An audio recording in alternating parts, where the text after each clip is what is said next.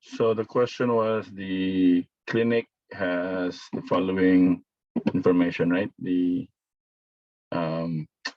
static budget for this clinic was budgeted for 1,500 patients with a variable cost per visit of $46 and the fixed cost of $200,000.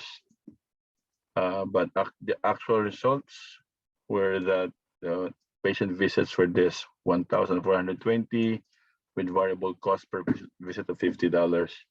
So lower number of patients, but higher variable cost, exactly the same amount of fixed cost. So what is the cost variance for this clinic? So we know that the formula for cost variance is static cost minus the actual cost, right? So in this case, we can calculate the static cost by multiplying the fixed cost here plus the total variable cost. So this would be the figures in this area here. We can also calculate for the actual cost, this figure, by exact same formula, which is the fixed cost plus your total variable cost, which will be provided by the data here. So now we know that we know the formula. When you start calculating, the static cost would be $200,000, which is the fixed cost here, plus your variable cost of $46, right? Multiplied by the patient visits of 1,500 patients. And so this is your static cost.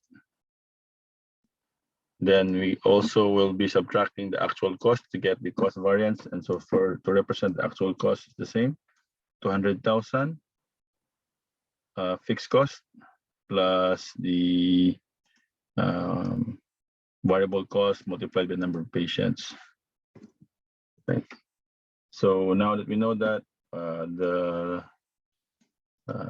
when we calculate this figure here for the static cost, we have 200,000 plus 69,000, and when we calculate the actual cost, it's 200,000 plus 50 times the 1,420, you get 71,000. So your static cost is 169,000. Your actual cost is 271,000.